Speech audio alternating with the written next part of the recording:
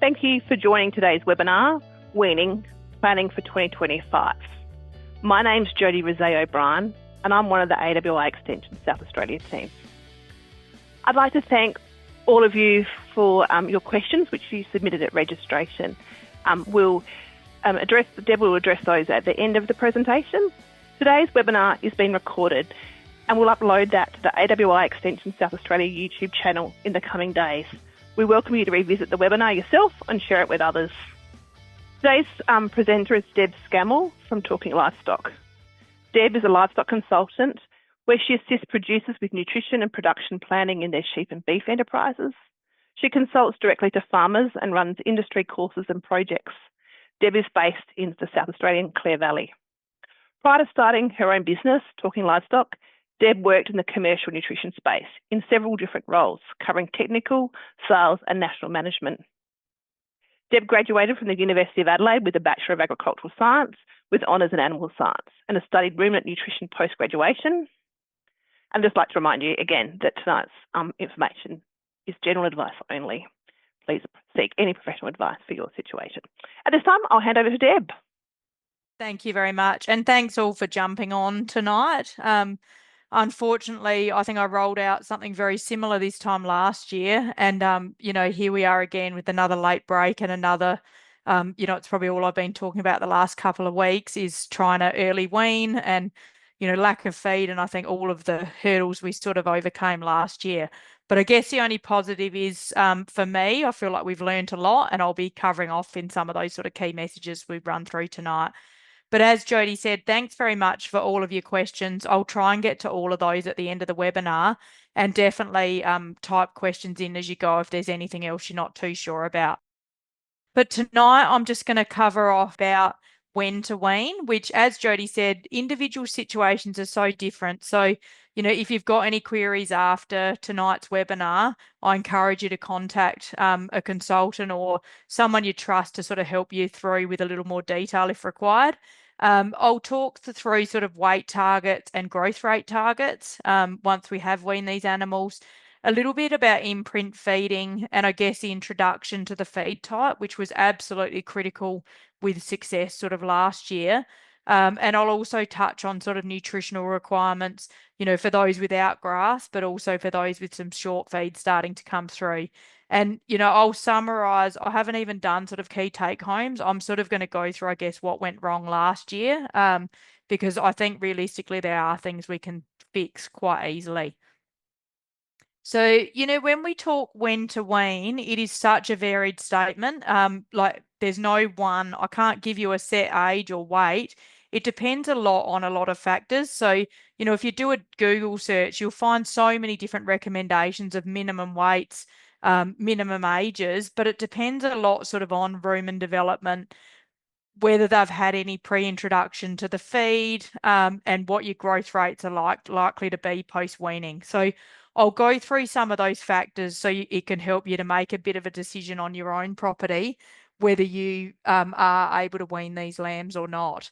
But, over the last couple of weeks, all I've been doing is really driving around with clients and looking at young lambs.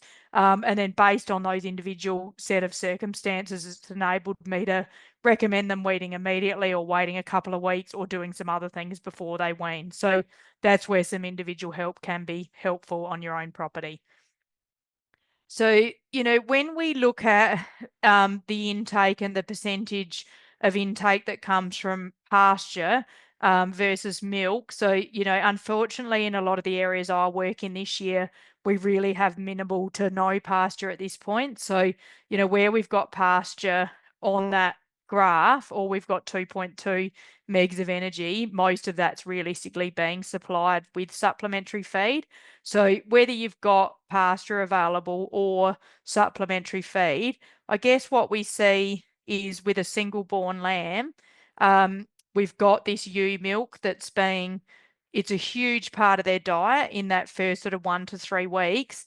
And then as lambs start to eat a little more pasture or supplementary feed, by 6 weeks of age, we can see with these single born lambs, you've got that, it's still quite a large quantity. So still a very higher proportion of their energy is coming from milk, and you've got that lower portion coming from pasture.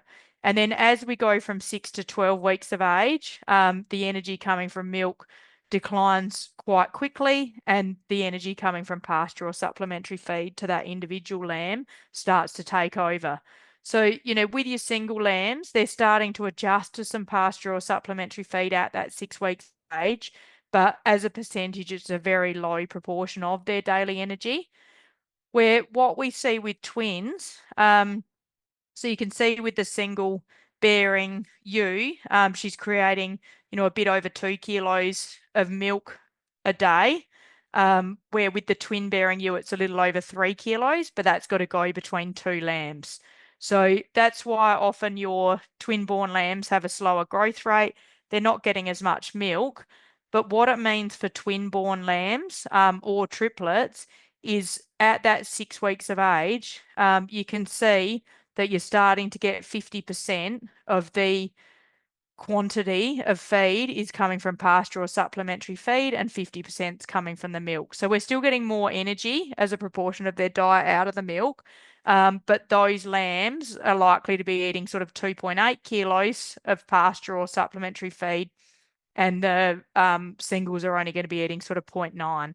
So as you can see there, you'll start to get that pasture or supplementary feed taking over a lot earlier with twins, which means often they do sort of cope, even though they're a bit lighter, their rumen will adjust slightly quicker to pasture or supplementary feed. So, when we're looking at weaning age, often we look at a twin mob and they're slightly smaller, but potentially can be slightly better equipped to do that transition over to pasture and supplementary feed because they've naturally done it slightly earlier as well. So, when we look at, I guess there's real minimum ages that I don't want to go with weaning. So this is a chart that's actually showing rumen development in calves. So the figures are slightly different with your lambs, but all ruminants basically start their life as a monogastric. So with a ruminant, we've got those 4 stomachs that you're hopefully all aware of. What happens when ruminants are born is as they suckle, they basically have this esophageal groove that you can see in that first diagram, and that actually closes over with the suckling reflex. So the milk is directed straight through to the abomasum, so to one of the 4 stomachs. And then over the next period of time, so for lambs, it'll be by 3 to 4 weeks, the rumen will be developed. So it takes that first sort of 3 to 4 weeks before you get the development of these 4 stomachs, and the rumen starts to be utilised with feed. And that's as those lambs are starting to get onto the grain or hay or pasture or whatever you've got available. And then from 3 to 4 weeks of age, the rumen further develops, and you get sort of the rumen papillae and things like that developing, which we'll touch on in a sec as well. So when you're looking at real minimum ages, weaning a lamb earlier than 3 to 4 weeks, they still have that rumen development occurring. So it is a lot harder to transition them from milk to full feed. And that's where you'll see those little potties that the mums kicked them off at 2 to 3 weeks. Their rumen just never seems to function quite as well. So when you're looking at your minimum age, I wouldn't recommend going too much lower than that sort of 3 weeks of age, because we want to start to get that rumen developed before we're likely to be weaning them to get a successful result. So, as we see in so many flocks, there is so much variation. So I think, even within my client base, I have so much variation in people's enterprises. That's why it's hard for me to give you guys a set time or weight or figure to go with to do your weaning program. But I'll go through where some of this flock variation comes from. So, this is a distribution curve of some lamb weaning weights of a client that we early weaned last year. So they were weaned onto really short grain feed with a strong reliance on sort of some hay and grain supplementation. They were 10 weeks of age. So it was 10 weeks post birth, and the youngest lambs were around 6 weeks of age. So we've always got that spread of lamb age as well, which is always going to give you this distribution of weights. So you can see there, we had a small percentage that were 12 kilos up to 22 kilos, and the average sitting around that sort of 17 kilos in the middle. So, those lambs all did pretty well. But yeah, you can see we sort of had quite a large, 10 kilo variation in lamb weaning weights over just a standard sort of lambing program, crossy lambs out of merino ewes. So, probably the biggest factor that I see is joining length. So, I'm probably working with people now that are joining anything between 17 days. I probably try and keep joining between 17 and 35 days. But I know there's definitely people still in the industry that are putting rams out for sort of 3 months, which gets you up to those 90 days. So, probably more standard is that 6 to 8 week joining as a longer joining. But you can imagine when we look at joining length, when we're talking about weaning age, it has a huge impact. So, even with a 35-day standard sort of joining period, if we can scan into earlies and lates, it gives us that real flexibility to wean the early lambers once those lambs get to their targets or an age where if we're still running earlies and lates together, even in a 35-day joining, we're going to have those lates coming through, 2 cycles after the first lot. So you could have lambs that are 34 days younger than the ones that are born at the start of the lambing period.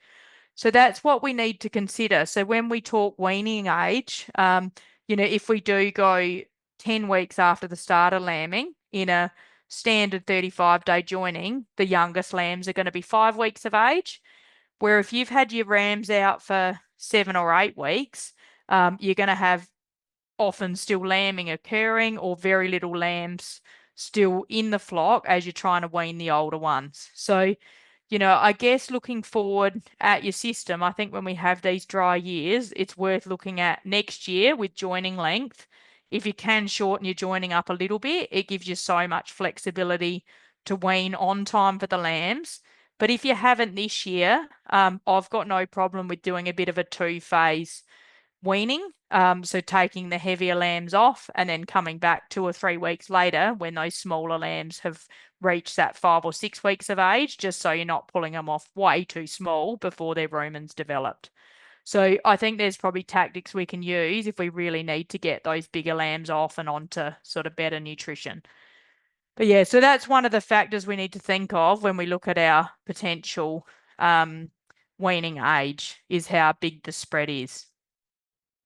So, next we get so much variation in growth rate, and anyone that's scanned singles and twins, if you've looked after them quite similar, you'll see those single born lambs are always ahead at weaning than the twin born lambs. So, but as I said, I don't actually feel like that's a reason to hold up on a minimum weight, because often those twins are starting to get less milk from their mothers, so they are actually functioning on supplementary feeds and things quite well anyway, even if they're a lower weaning weight. And that's why I probably don't like really giving minimum weaning weights, because it depends a lot on the setup of that lamb as well. So you can see on this graph, we've got a few lines here, but they basically go on order as we sort of expect. So the top one there, if it's code 1 and 1, that's basically scanned as a single and also raised as a single. So the mum's kept 1 lamb. So you can see that's the highest birth weight, highest at day 100, which is about a typical weaning of weight of 14 weeks from the start of lambing. And the weights have stayed higher the whole way through, sort of as we expect. The next one down is scanned as a twin, but it was raised as a single. So the mum's lost a lamb probably early after the birthing process. So that lamb still had plenty of access to milk, because the mum would have produced enough for 2, but there's only 1. But even from sort of fetal size, it's just been slightly behind the 8 ball there, from weaning onwards. And the next one is the red line, is the twin that was basically raised. So that starts at day 100. That's basically scanned as a twin and raised as a twin. So that's that impact of that lamb getting that much lower portion of milk because the mum's splitting it between the two lambs. And you can see there, up to 240 days, they're still likely to be behind in kilograms compared to those animals that have been raised a single. And you'll see it goes on similar. So you've got triplets, the pink line here, but only one lamb's been raised. They're sitting just behind the twins with one lamb raised. And then down the bottom here, we've got the triplets where they've raised 2 or 3 lambs. And as you expect, those growth rates, especially through to weaning, are significantly different than where a ewe's just raised one lamb. So, I guess if you're running twins and singles and triplets separately, you're going to see that huge diversity in weaning weights. I think we see this on most properties. But if they're all running together, it really contributes to that huge variation in weaning weight you're getting.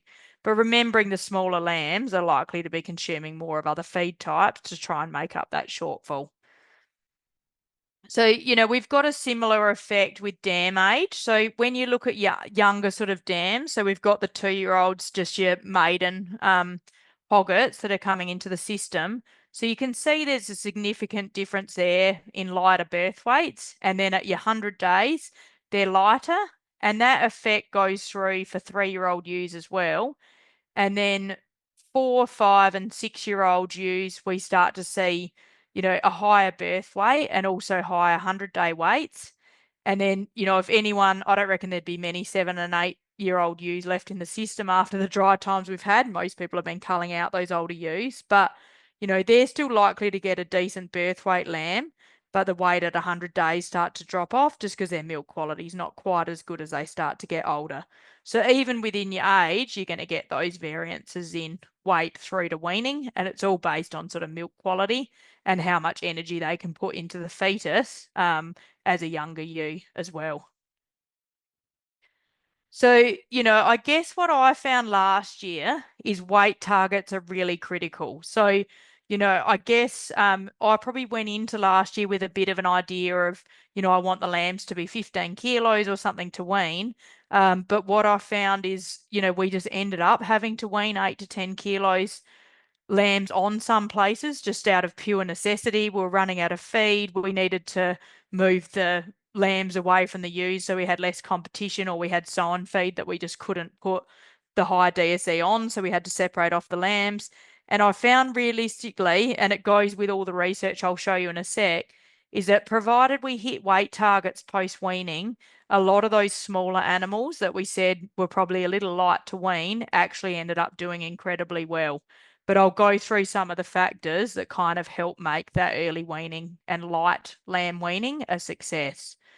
But the first thing is to have some targets. And, I ran Winning with Weaners courses years ago, and it's probably something we kind of need to roll out again. But with that, we actually write weight targets down at certain ages. And I think it's a good thing to sort of calculate roughly whether we want them to grow at 150 or 200 grams a day, and work out in 4 or 6 weeks where that average should be, and trying to get those weaners back over the scale sort of 6 weeks post weaning, just to make sure you're keeping your finger on the pulse of where they're ending up. So this is a table that's presented in Winning with Weaners. So acknowledgements for AWI for letting me sort of share this information, but this was a study that was done in New South Wales, and then we had a South Australian site as well. But you can see there, so the South Australian site is a bit skewed with mortality just because there was a huge worm burden issue, which I'll talk about a little bit with weaners later in the webinar.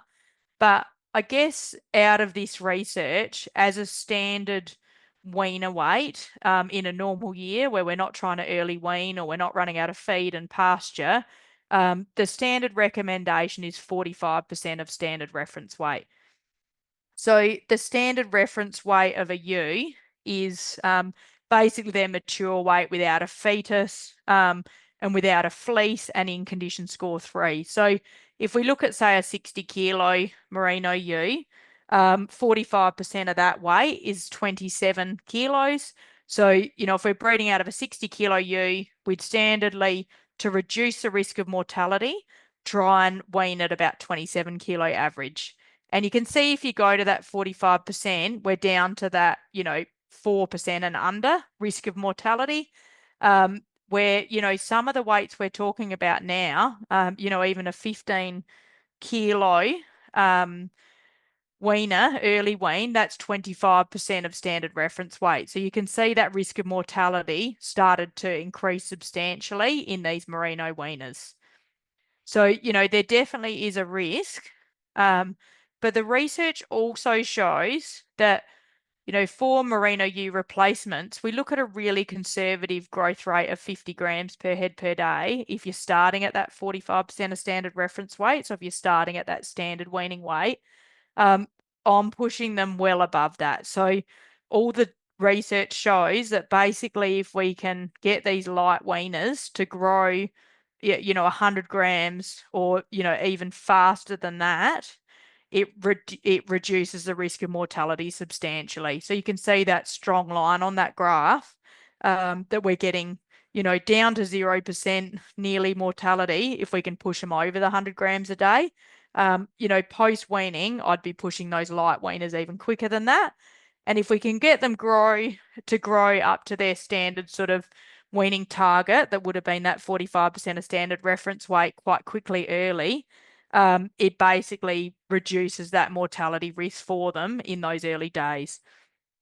And the reason the weight is so important is you can imagine those low weight weaners just have such a low proportion of fat reserve. So if you think of an immune challenge or a health challenge, or they've gone off feed for some reason, when they have a very low proportion of fat reserves, it can knock them over quite quickly, where once they get some of that fat reserve behind them, they start to develop some resilience to some of those sort of health challenges we might encounter. So that's where I like to get there quite quickly if we do have to pull those weaners off very light. So basically, your growth rate is all related to the energy value of the diet. So, I've been looking at way too many bare paddocks and supplementary feed rations at the moment, and I see we've got a few people on from interstate that might be hopefully weaning onto pasture. But whether we're looking at pasture or supplementary feed, basically when we talk energy, we're talking in megajoules of energy per kilo dry matter. And you can see, at 9 megajoules, they're just maintaining weight. But as we get to those higher quality diets or pastures where 10, 11, 12, 13, there's substantial increase in growth rate. So I'll talk a little bit about getting nutrition right, and that's what drives those high growth rates sort of post-weaning. And this data's on crossbred lambs at 30 kilos. So, and the reason I've pushed, so these were some lambs we weaned last year. But the reason I'm pushing, I guess, early weaning, there's a few factors I'll go through shortly. But, I'm running into a lot of trouble with feed availability, or we've got, a limited amount of high quality feed that we want to go to the animals that need it. So there's basically, when you look at metabolic requirement for you to feed a lamb, it's around 30% less energy required if we just feed them separately. So, if you're getting low on barley and lupins or good quality hay, or even your pasture paddocks are shorter than they normally are, a lot of these light weaners, a kilo a day of dry matter is all they need. So, when you're looking at feed budgets, a lot of the ones with lamb and ewe units have been very scary numbers. But it's often better to allocate your high quality feed just to those smaller animals that need less. And then you go back to a maintenance ration. So it can sort of save your feed over this next period of time. But the other factor, and I think last year even made me realize how critical this actually is. So, looking at these graphs below, we're looking at just a standard 6-week joining. But I guess what I saw last year is we just didn't have a spring in most of the areas I've worked in. So, often we can get away with maybe a bit of a later weaning and cutting into that ewe recovery time. But the problem is you throw in no spring and having to supplementary feed quite early.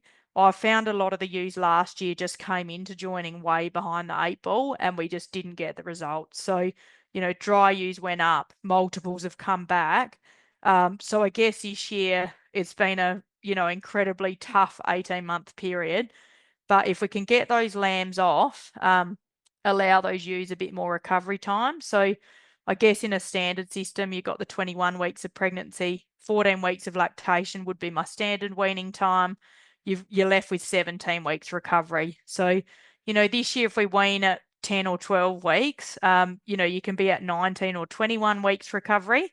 And it's just allowing those ewes, especially the multiples that have probably dropped a bit too much through lactation, to just pick up and not have a major impact on our sort of livestock business next year as well. So, I guess we look at the cost of weight loss in a ewe. So, I've seen probably ewes just getting a little down in condition over the last 4 to 6 weeks, like probably lower than I'd kind of like them to go. So, when you're looking at putting a kilo of live weight gain back on a ewe, it's about 60 megajoules of energy.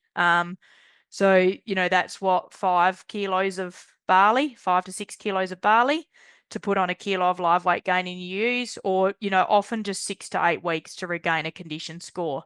So, if they're getting down to 2.5 and we want them back up at 3.5 for joining, you need sort of that 6 to 8 weeks of decent quality feed to regain that condition score.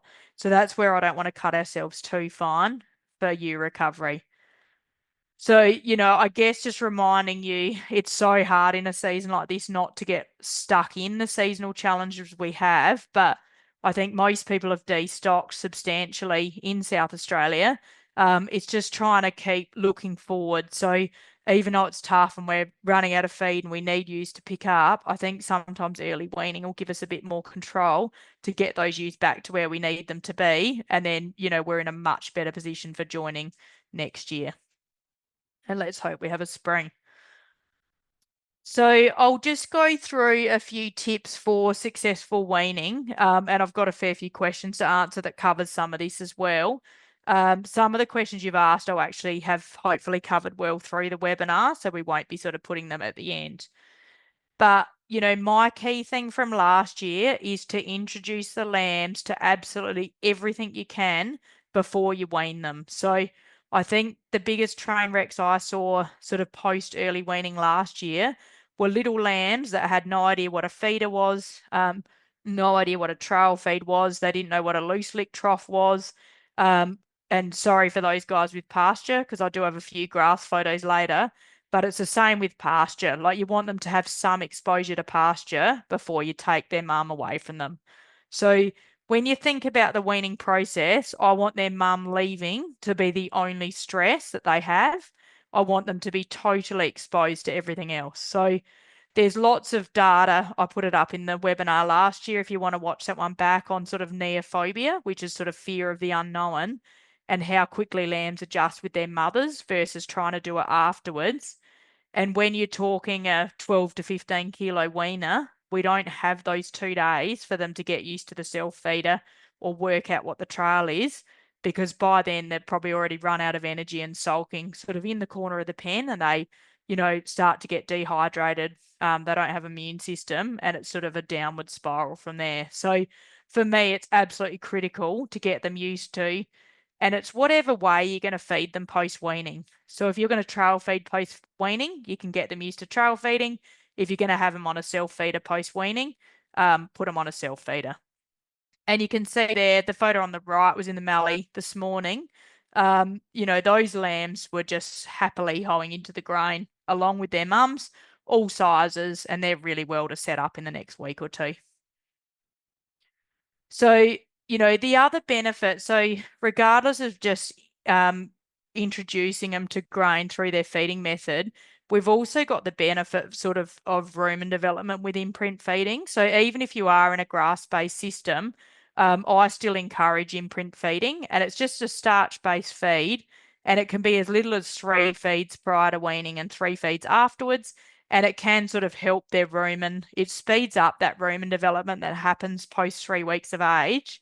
And, that's a picture on grass with ewes and lambs. So even if you've got pasture, you can, if the ewes are used to it, do a trail feed. They'll have a nibble of that starch-based feed, get the lambs used to it, and then post-weaning, I'd do it again 3 times before you let them go on the pasture if it's going to meet their energy requirements a day.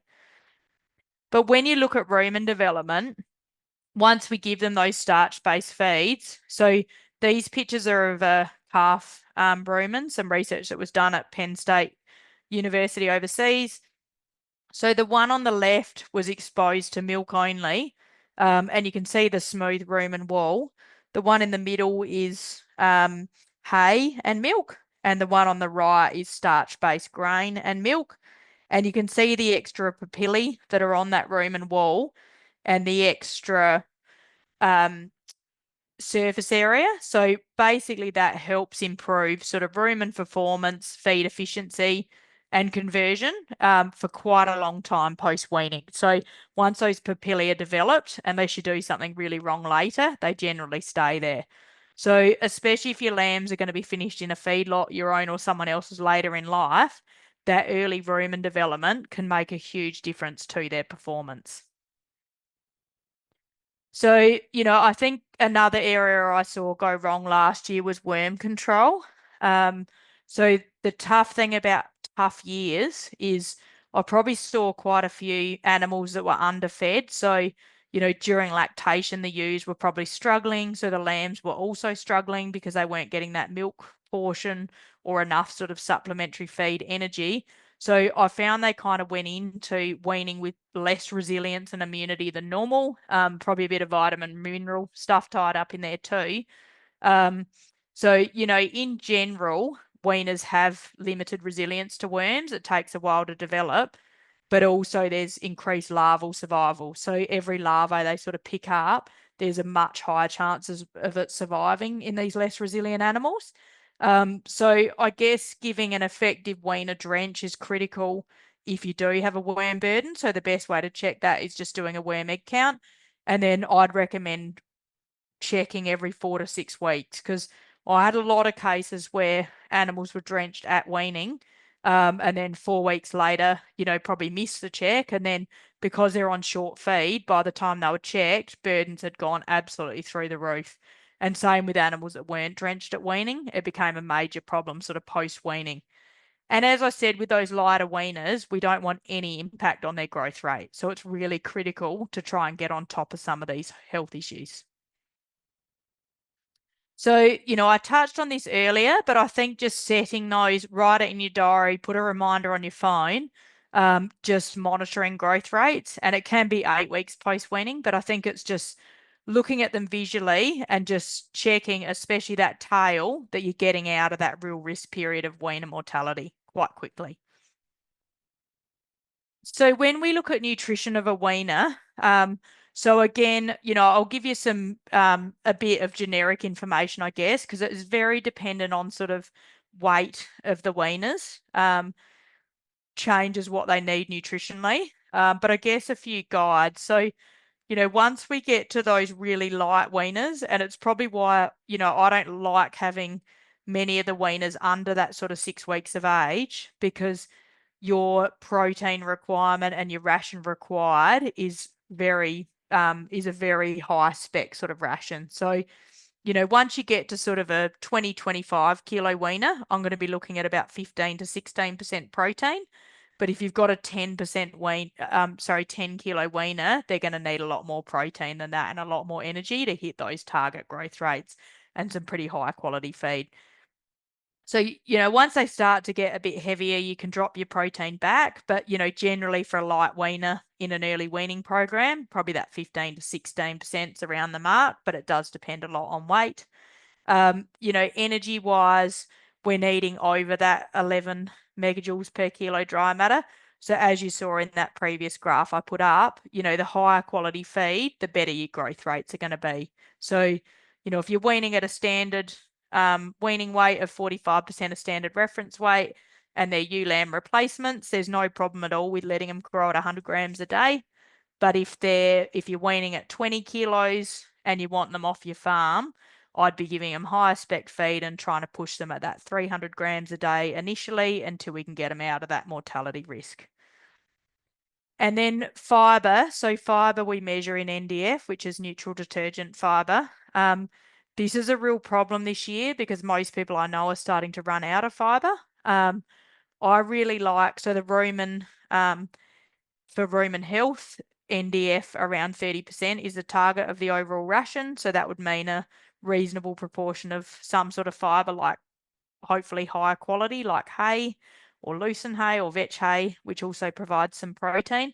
But yeah, it's been very tricky this year. So, you know, I have started using a few byproducts like almond hulls, you know, straw if necessary. But, you know, I guess with a weaner, you want to think about every mouthful being as high quality as you can possibly get into them. So, you know, I think if you're starting to struggle with fibre, or getting your ration right with other ingredients, sometimes full feed pellets can be useful because they can tick a lot of those boxes in one sort of product. And as well as the mineral balance side as well.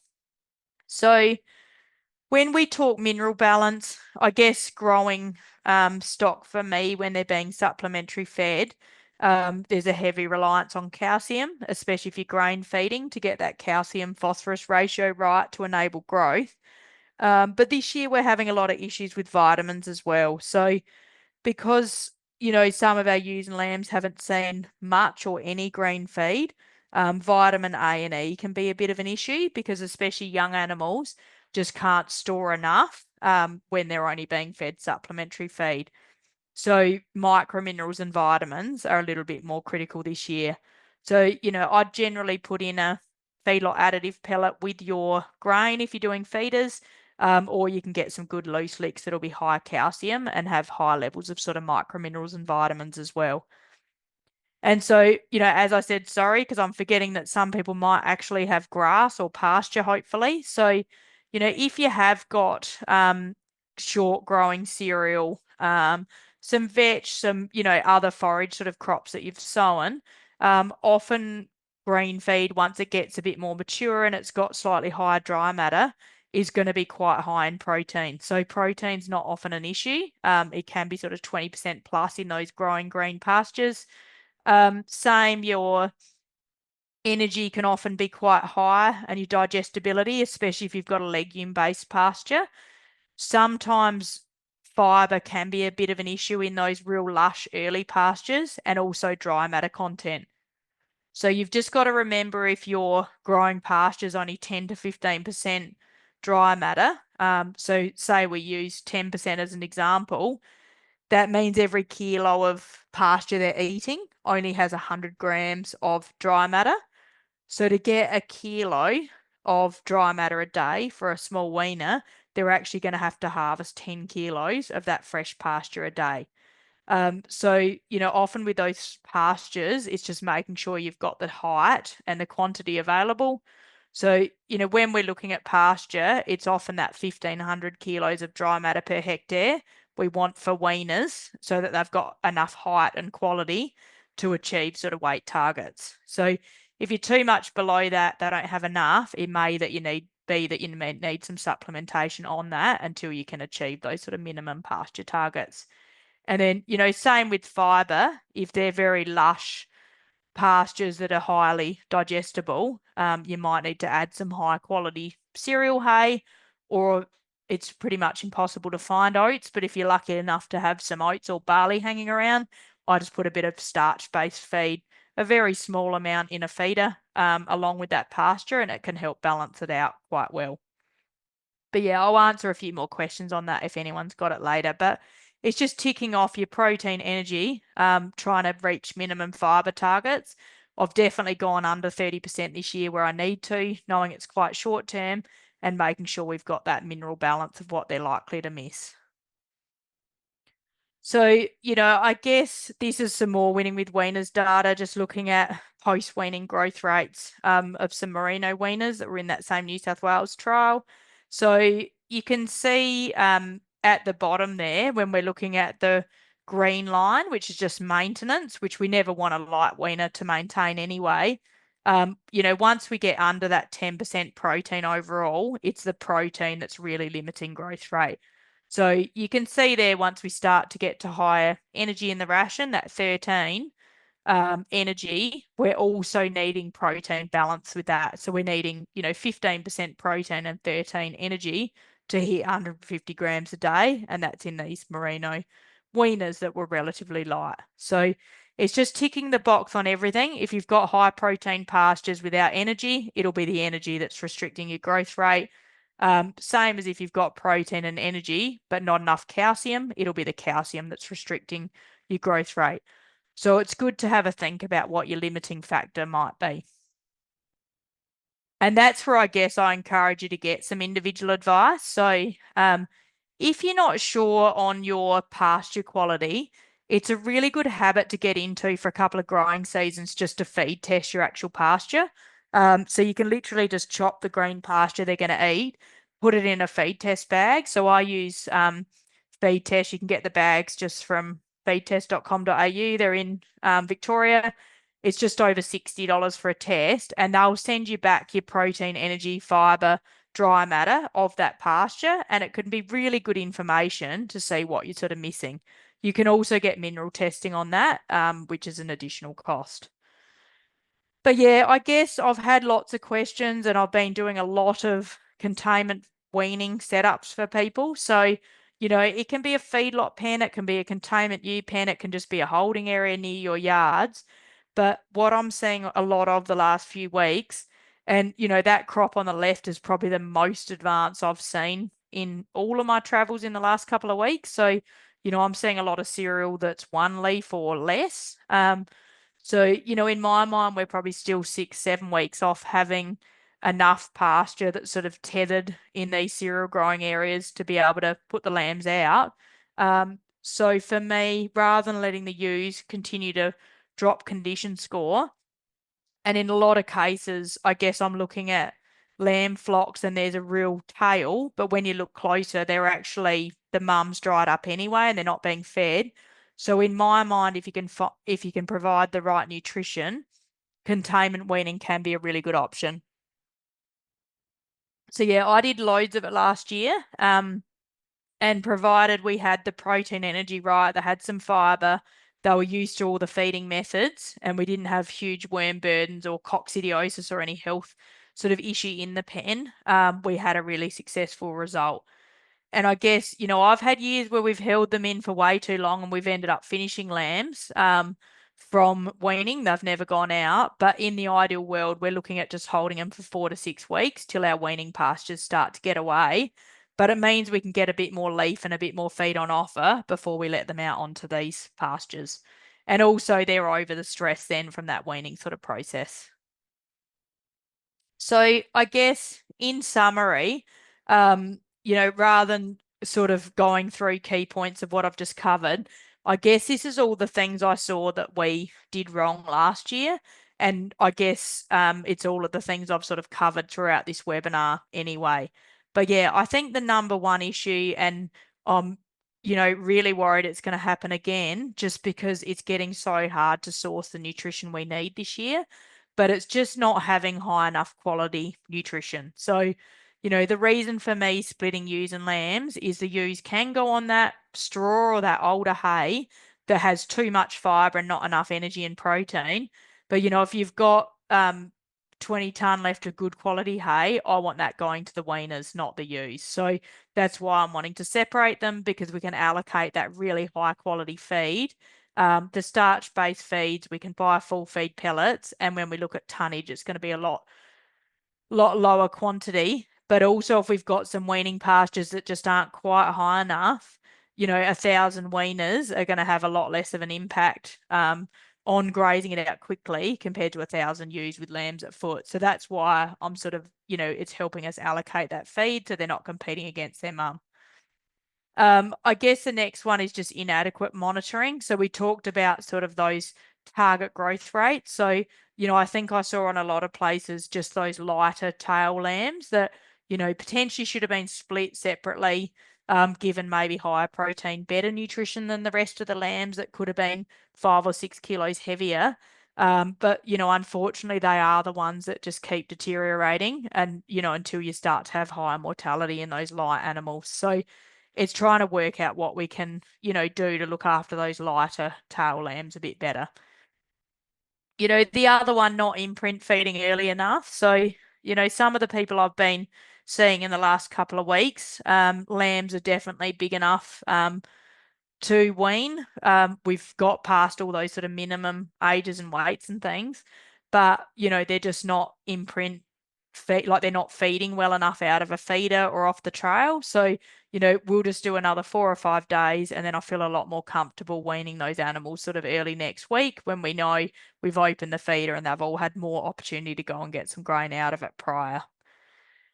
And then, health issues, worm burdens. I think doing those egg counts prior to weaning, giving them an effective drench if required, but then also that ongoing monitoring. So 4 to 6 weeks after. I saw a lot of sort of respiratory issues coming out of early wean lambs, especially in sort of generally normal pasture areas. And I think a lot of that is just that immune development of those lambs. So we've got to look at the vitamins, microminerals, and things they'd normally have in green feed and look at how we can replace that in a supplementary feeding situation. And, when you look at your vitamins A, D, and E, really critical for immune development. So if they're not on green feed, we need to look at injections or mineral supplements to help replace some of those things. And then, as I said, I found a lot of people's joining results were back, and it's just due to that lack of spring and the ewes not having that recovery time. So I think if you're giving them an extra week or two where we can, and then concentrating on their condition score as well, it can make a huge difference next year. But thank you for that. That is all I've got to formally cover, and I've probably almost cut question time a bit short, but I'll hand back to Jody to start flicking through some of these questions. Thank you. Thanks so much, Deb. Great prezzo there. I just remind you, if you've got a question, please pop it in the chat box or in the webinar chat, and we'll get to those. As Deb said, she's covered some great ground there. I've got a number of questions that you submitted, and we'll get straight into them so we can get through as many as we can, understanding that some of you have got some other commitments tonight. So divide the questions up into some general themes, and we'll start here with one of the first ones, Deb, about what's the average percentage of lamb loss between conception, birth, and 1 year of age? So a lot of the research shows, like I think between conception and birth, we're often thinking there's a huge percent that's lost, but a lot of the research only shows sort of 2 to 3% of fetuses are lost sort of before birth. And then when you look from, birth, you've obviously got that critical period, sort of 48 hours post-birth, that we have a lot of mismothering and sort of lamb deaths in that time. But yeah, when we look sort of from weaning to 1 year of age, definitely dependent on seasonal conditions. But when we look at a weaning program done well, I think, with winning with weaners, with merino weaners, we were looking at 95% survival to 1 year of age post-weaning. And realistically, within my clients, we'd be more like 98, 99, 100% survival from weaning through. So, I think the main period is really around that lambing period. That's where we're losing most of our sort of fetuses. And I look at, I guess within singles, my target with merino ewes is about 95% fetus survival with singles and about 140% in twins, but I've got lots of people achieving well over that now, even with merino ewes, when management's done correctly. The next one's about, you talked about weaning and containment. I think you said it's certainly possible. And is that beneficial if the dry season continues as it is in some parts of the state? So my preference is definitely to have them in a containment feeding pen. So, probably 5 meters squared per weaner, similar to a feedlot pen size. And mob size can also be a bit of an issue. So if you're in a pen, I'd prefer to keep the mob sizes a little smaller, like 2 to 250 weaners would be about my maximum, where in a paddock on pasture, I'd go a lot higher than that. So I think it's very beneficial if all you've got is dry, bare paddocks. I would much rather, for paddock condition and weaner health, have them in a pen. Excellent. I think this answers part of the next question about the mob sizes of lambs. So just to recap, you said 250 in containment? Yeah. Depending on individual situation, like I think if you're worried about this, give me a call if you've got limited paddock availability, because I find this is a year we're stretching a lot of rules, but still trying to keep the well-being of the weaners front of mind. So, I've seen plenty of places with paddocks that are not really an option, and we're having to create new holding areas or push mob sizes up a little bit. But, on pasture, I'm happy with larger mobs of weaners, like 500 plus. But yeah, I think when they're relying on feeders and the bigger the mob, the bigger the tail. So we need to just, keep monitoring those mob sizes and also feeder space and things like that as well. Great. Next one about split weaning. We discussed it briefly. Do you want us to go into that a bit more? Yeah, so I've definitely done this where, as I said, I'd prefer a shorter joining or some aging at scanning and splitting earlies and lates. But if you've got a long joining and you desperately need to wean, I'd definitely pull off the heavies, and then any lambs that look like they're, under that 6, 7 weeks of age, I'd just come and grab them in 3, 4 weeks later. But, as far as managing the mob, it doesn't help a lot, but it probably helps you manage those bigger weaners because they can be put straight onto different feed and locked in a pen if need be. But the hard thing is you've still got a few lambs with the ewes. So management wise, if this is going to keep happening, I'd rather have a tighter joining so you can do one wean. And that's a perfect segue to the next one, is about drafting off the bottom. This person sort of said 10% and managing separately. What do you think? Yeah, in an ideal world, this would be brilliant because I find that we often just run them together, and it is just that lack of pens and it's getting tricky now when we're having to lock ewes and lambs up because we just don't have the space to hold all these animals. But in an ideal world, those younger and potty animals, as I said, their protein requirement could be 17, 18%, depending on size. So if you're feeding them the same ration as the heavier weaners, they're just going to be growing slower. And they're already behind the 8 ball. So ideally, we'd look after them a lot differently. Great. So the next lot of questions are about on feeding.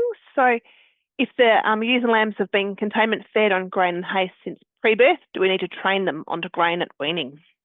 Yeah, so I think this is the only positive of dry times is, when I talked about the value of imprint feeding, I think I've talked about that for 10, 15 years, but, everyone's just imprint feeding now. And it's been unbelievable to see some of the lambs coming back through feedlots and how they're performing versus when they've normally come off pasture. But so you don't need to train them again, but provided you're going to be feeding them post-weaning on the same feeding method. So I find people will trail feed ewes and lambs, and then they're like, we need to make this easier. So they jam a self feeder in with the weaners, and the weaners just walk past it for half a week, and that's where you have the issue. So just think about how you're going to feed post weaning. And if you want to introduce them to the self feeder, do it prior to weaning with their mum. And same the other way around. If you're going to start trail feeding in a paddock, make sure they've been trail fed with their mum. Perfect segue to the next one about feeding methods and preferences and pros and cons. Yeah, so I don't have a huge preference. With troughs, I love that you can see like the shy feeders, so you'll be able to pinpoint straight away who's not walking up to the trough. But you've just got to have enough trough space. So if you've got huge troughs, they can be quite handy, but it's also very labor intensive. So, self feeders can work very well for weaners, provided they're trained. So if they're all trained, it can be an easier labor method, but provided they're getting enough feed and they're trained to the method, I'm not too fussed which way you go. Trough feeding, as I said, you'll be able to pull out those shy feeders, but you've got to look at your labor limitations too. I think we touched on this one, Deb, about how do you wean if you've got no hay, given the current shortage that much of the state has got, particularly in South Australia? Yeah, so it is really tricky, and I think just contact me if you need individual sort of information, or there's some other consultants around that can help you out. You know, no hay at all is not great because the rumen really has that fiber requirement, and especially when you look at a weaner, we're looking at a longer term feeding. We're not looking at just a short term feedlot period. So, I would be trying to find some alternatives. So, almond hulls seem to be around a lot more at the moment. I've been using a bit of grape mark. I think you're really going to have to try and find something with some fiber component, or, some dry pasture you can wean them on. So if you've got no hay at all, I'd be likely to leave them in a paddock scenario if you've got any. roughage back out there, and then topping them up with grain, because I wouldn't like to have no fibre at all. But yeah, I mean, full feed pellets are slightly more available in some places. So, I think because they contain the minerals and the fibre, they can be a good option, because the weaners will only eat sort of 1 kilo a day, depending on their size. Some great options there. The next questions are about understanding the role and ratios of different feed, hay, and roughages. So there are a couple of different scenarios that different people sent through. Do you want to discuss that role and ratio of Yeah, so I feed? think I sort of touched on it a little bit, but I think when you've got, as I said, green forage crops, forage sorghum, you know, when it's immature sort of crops, that's often the stage over weaning, cereal crops that we grow a lot for weaners in South Australia. It often is just that dry matter and fiber content that's missing. So they often can be very high in protein and energy. So yeah, often it's just putting out the roughage ad lib on those sort of situations, because if animals are looking for fibre, they'll often go and grab some. Lucerne and grain. So lucerne and some of your clover and legume-based pastures are very digestible. So they're very highly digestible. They go through the rumen very quickly, and we can have issues like red gut. Grain can actually assist the starch-based feed, but I'd actually love oats in that situation, because they're a lot more fibrous too. It can help balance out the extra protein with a bit of extra energy, but also the fiber can just help slow that rate of passage of those highly digestible feeds. So, high quality cereal hay can be just as good, but sometimes it's hard to get lambs onto cereal hay if they're on lush feed, where I find often if they're used to a feeder, they will go onto something like oats quite easily. Crop and grain. I think with those sown cereals, once they've hardened up a bit, I don't often add too much energy to those, because the balance can often be quite good. But I think, it probably is just feed testing those green crops, and then someone can give you some pretty good advice. Often with our cereal crops, it's magnesium that holds back growth rate, because they're quite magnesium deficient, especially your forage wheats and things like that. So it could be that you just need a mineral and not any extra energy and protein. Advocate for testing your pastures there. Again, Deb, one of our favourite topics. Yeah. Some questions in relation to animal health. So what's the best practice for worming weaners? Yeah, so this has been a bit of an issue over the last year or so, when we've had these really light weaners. So realistically, there's a really good website, Worm Boss, that can help you sort of make drenching decisions. But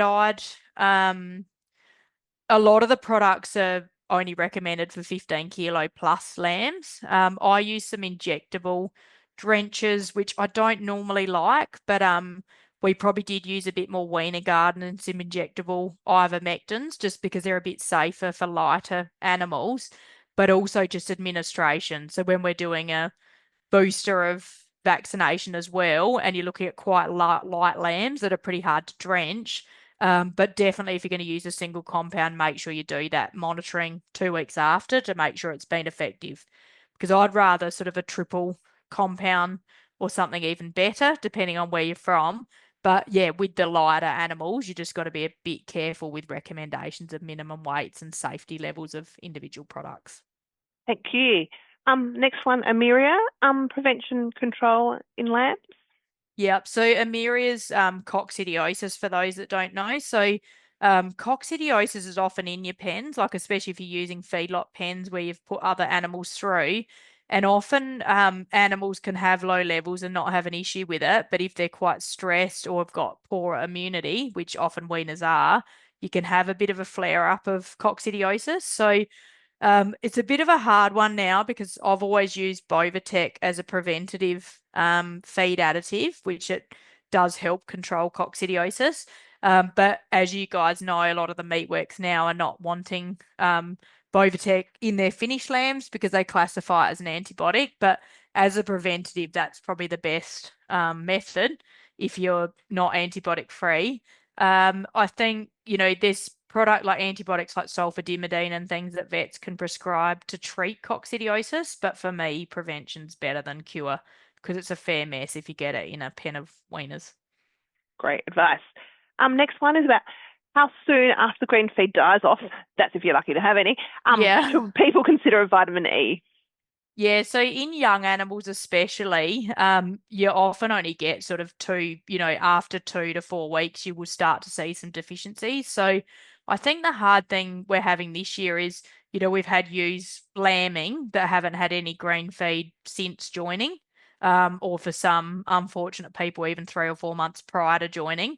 And then these lambs are coming from ewes that were probably a bit deficient into lambing.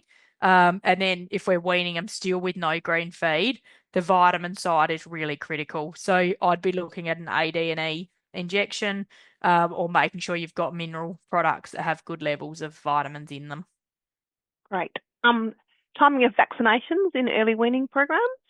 Yeah, so with your vaccinations, I'd just do the still standard marking and weaning dose. So you might find those two things are a bit closer together, but I didn't mention that. I did just see someone typed a question, I think, on this too.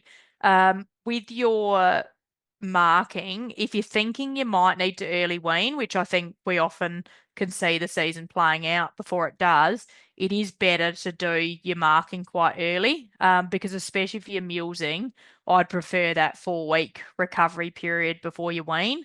So you don't want weaned animals stressed with open wounds because it can be a bit of an animal health nightmare. So, if you're still 3 to 4 weeks apart, I'd still be doing your standard vaccination at marking and then your second vaccination at weaning. But it could be that you just mark earlier, so then you are set up for an early weaning program if need be. Pink eye treatment in lambs. Yeah, so if you're having a major issue, it's probably worth sort of talking to your vet, but there are some sort of topical treatments you can use for pink eye. So a terramycin ointment, or the spray is what I normally use.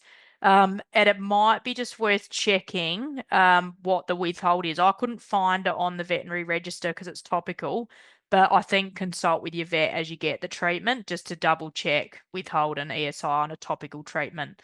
But if you're doing an injectable antibiotic, which some vets do recommend, there will be a withhold and ESI with that as well. But yeah, the dust has been a huge issue.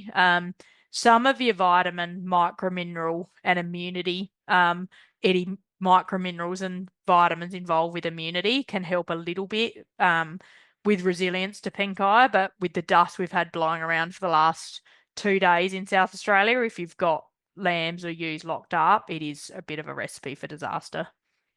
Excellent. Just some commentary around supplements for lower stress weaning for lambs. Yeah, so I think I'm a real advocate for anything that can kind of reduce stress, but I think a lot of it probably is environmental too. But there are definitely products on the market that can assist. So, there's lots of research around high magnesium assisting with stress and how lambs handle stress. So I'd often recommend a high magnesium lick coming into weaning. So if you've had you using lambs on a high calcium lick, you can just swap them over sort of a week prior to weaning. Magnesium is quite bitter, so it can take the lambs a little while to swap to that higher mag product. There's also, drenches and powdered supplements and water additives now that contain yeast, which help a lot with sort of gut health. So I think, if you're dealing with animals that are a little bit behind the 8 ball, for me, AD&E, magnesium and some of those yeast products can sort of help with that transition away from their mum and the milk to the new feed types. Great. We've had some fantastic questions come through on the chat and in the Q&A. So the first one is they've got lambs up to 6 weeks of age grazing on green pick. What feed will be useful as a supplement? Silage, hay, or a combination of both? Yep. So, and it depends a little bit on feed testing. So, generally silage is probably slightly higher digestibility and energy per kilo dry matter. But in saying that, the hay that we cut last season was pretty high quality. So I would, another plug for feed testing, I guess. Hay's often higher than probably optimum fiber level for a lamb and a lactating ewe. So yeah, I guess in most cases it would be silage, but if you looked at both feed tests, it would answer the question a lot more scientifically, I guess, depending on how they've tested out. Because I guess we can get good or bad silage and good and bad hay. And this year, when people are buying stuff in a tough market, we're sort of getting a bit of everything. The next question is the 60 megajoules you referred to put back on a kilogram of body weight over and above their maintenance requirements? Yeah, definitely. So we've got a maintenance requirement. So for, say, 60 kilo ewe, it's around that 10 meg a day just to maintain their current condition. So the extra 60 meg is to put on an extra kilo basically above that. So, if you're feeding under the 10 meg, they're going to be losing weight. So yeah, you're going to give them the 10 plus every extra 60 over, say, 2 weeks, you're going to slowly put on that extra kilo as well. So I guess I'm just trying to quantify over lactation. If you lose too much condition, it's seriously expensive to get it back on again. And lastly, we have forage oats to wean onto this season. Should we place the ewes and lamb flock into the oats 2 weeks before fully weaning lambs onto the forage oat? Yeah, and so same, probably a little bit of an individual answer here. So happy for you to flick me an email or something after the webinar, but or get some advice within your region. But depending on the quantity, like what I find, if you've only just got adequate forage, the ewes and lambs will graze it quite quickly straight after, as soon as you've put them on. But also there's a risk of transferring worm burden. So if you've got these really clean weaning paddocks, my preference is often to wean, treat the weaners for worms. But doing a WEC on the ewe and lamb unit, like a worm egg count test, will help answer some of that. So my first thing would be to do a worm egg count, get that result back, and then make a decision then. Because if the ewes and lambs dump a heap of worm burdens on that paddock, you've reduced your growth rate potential going forward. Over winter months, it's kind of hard to kill off those worm burdens once we've dirtied a new forage paddock. So, I guess as far as feed introduction, I love putting ewes and lambs together on similar types of feed, but, ewes consuming huge quantities and worm burdens kind of sometimes stops that being a good option. So it'll depend on a couple of those things. Deb, that's all the questions I've got at the moment. I just want to pop up some support and resources and information that's available. Deb referred to the Winning with Weaners resources that are on the AWI website. So there's some great feed budget tables and also a weaner management checklist that you can download. If you can't find them, flick me a message and I'll send you through the links. There's also some information. Deb referred to the talk that she gave last year on early weaning. You can find that on our website and on our YouTube channel. There's also some great 10-minute talks. If you're thinking about containment, there's some stuff on containment in the webinars as well. So check out the AWI Extension South Australia website and also the AWI and MLA website. I just want to extend my thanks to our funders, Australian Wool Innovation, the Sheep Industry Fund of South Australia, and the Department of Primary Industries and Regions. In closing, I'd like to thank you all for joining our webinar. Deb, thank you as always for our annual weaning webinar, for sharing your insight and expertise in that area. So thank you. Have a great evening.